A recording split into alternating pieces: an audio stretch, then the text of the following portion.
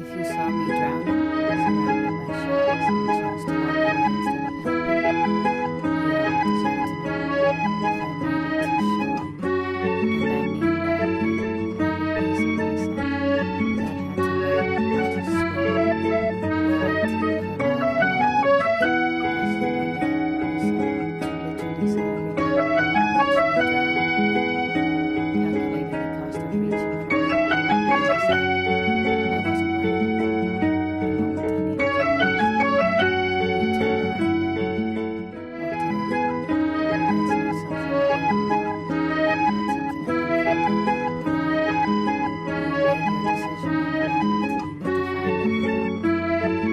And showing up for me required more than you were willing to give. And I survived anyway, not because it was easy, but because I had no other choice. And now I want to know how I made it.